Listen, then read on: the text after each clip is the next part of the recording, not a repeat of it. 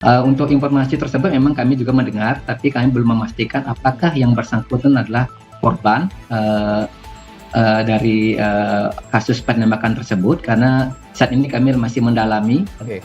Jadi 1 orang meninggal, kemudian 4 orang sedang dirawat di rumah sakit. Kita juga minta kepada Kemenlu untuk penegak hukum yang ada di sini dibuka transparansinya, polisi Malaysia ya. Dan kita baru bisa boleh diakses itu kalau tidak salah hari Rabu. Kemenlu baru dibukakan akses. Jadi tentu kita menghormati proses yang ada dalam negeri mereka, dan kita juga minta kepada Kemenlu untuk mendorong agar penegak hukum yang ada di sini dibuka transparansinya. Jadi terang benderang lah proses-proses ini sehingga jauh lebih baik. Pak, konfirmasi aja Pak, berarti berapa yang meninggal, berapa yang luka gitu? Jadi 1 orang meninggal, kemudian 4 orang sedang dirawat di rumah sakit, di rumah sakit yang berbeda. Dan sudah terinformasikan kepada keluarganya masing-masing? Sudah kami langsung minta bergerak ke keluarga supaya tidak simpang siur dan mereka ada kepastian informasi kepolisian kita yang ada di sini. Dan satu, meminta untuk memperjelas kronologi masalahnya. Yang kedua, melakukan koordinasi dengan pihak-pihak aparat setempat agar kita bisa mendampingi penanganan jenazah maupun tengok di rumah sakit yang sakit. Sekaligus kemungkinan ada proses hukum ke depan, itu juga kita minta, kita akan berusaha menyiapkan misalnya tim advokasi untuk mendampingi mereka. Pak Ketut, sudah ada informasi soal identitas dan asal pekerja migran yang ditembak di Malaysia ini? Terima kasih. Kami sampaikan di sini beberapa upaya kami lakukan, termasuk upaya koordinasi kami lakukan dengan Kementerian Luar Negeri atau KBRI di Kuala Lumpur, dan juga kami koordinasi dengan Atase Kepolisian Republik Indonesia di Kuala Lumpur. Memang sampai saat ini belum ada informasi tentang identitas lengkap dari masing-masing korban. Demikian. Baik, artinya kalau publik ingin mengetahui siapa saja mereka dan asalnya dari mana, ini belum dapat dijelaskan oleh Kementerian P2MI ya Pak ya? Sampai saat ini belum dapat dijelaskan karena kami terus akan melakukan monitoring dan memantau. Tentu juga kami dari Kementerian Perlindungan Perempuan Indonesia juga terus melakukan koordinasi dengan khususnya otoritas kita yang ada di Kuala Lumpur. Mudah-mudahan dalam waktu dekat ini tadi disampaikan bahwa akan ada akses konsileran yang akan dilakukan oleh KBRI kita untuk mendapat informasi lebih lengkap pada Rabu. Demikian. Ya, Pak Ketut, kami ingin konfirmasi juga karena kabar yang tersiar di berbagai media ini ada P2MI asal Aceh begitu, termasuk yang meninggal dunia. Kabar ini dari mana? Bisa Anda jelaskan apakah sudah bisa dikonfirmasi betul atau tidak? Terima kasih Mas Redi.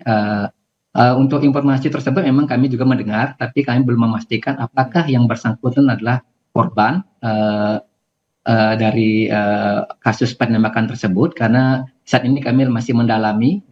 Dan kami tidak bisa memberikan data yang lebih real atau lebih lengkap, karena apapun yang kami laporkan dalam siaran ini kami akan koordinasi dulu dengan Kementerian Luar Negeri di KBRI Kuala Lumpur dan juga Atase Polri. Nanti kalau kami akan dapatkan data memang benar, akan sampaikan lebih lengkap lagi ke depan. Demikian Pak Redi, Mas Redi. Baik. Tapi untuk kejelasan, kami sempat mendengar ada sebenarnya terjadi perlawanan sebelum ditembak. Apakah betul demikian, Pak Ketut? Baik, untuk kalau kami berdasarkan informasi yang kami dapatkan dari kembali kami sampaikan dari Kementerian Luar Negeri, KBRI kita di Kuala Lumpur dan juga Atase Polri, memang sudah diberitakan bahwa ada terjadi penembakan yang dilakukan oleh APMN atau Agensi Penguat Kuasa Maritim Malaysia kepada 5 warga negara Indonesia kita yang di perairan Tanjung Ru atau Selangor, yang tentu menyebabkan 1 meninggal dunia dan 1 kritis dan 3 juga luka-luka berat. Nah, saat ini juga dalam proses perawatan beberapa rumah sakit yang ada di Malaysia, baik rumah sakit Banting di Malaysia yang informasinya kami dapatkan bahwa itu 1 yang meninggal itu di rumah sakit Banting, dan juga 1 rumah sakit di Klang itu yang dikategorikan sebagai luka tembak ya dalam keadaan kritis, dan juga rumah sakit Serdang itu yang 3 orang luka-luka. Demikian saya laporkan. Ya. Ya.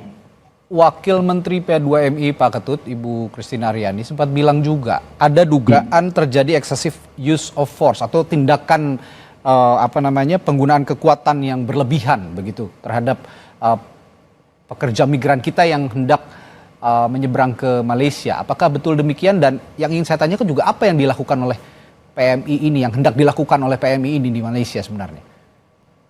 Betul sekali Mas Reddy. Memang kalau kami melihat dalam konteks informasi berita-berita tersebut kan ada sebuah perlawanan dilakukan oleh WNI kita pada saat itu. Yang tentu kalau kita melihat dalam konteks pekerja migran Indonesia memang seharusnya harus dilakukan secara langkah-langkah yang prosedural dalam melakukan langkah-langkah tindakan tegas itu.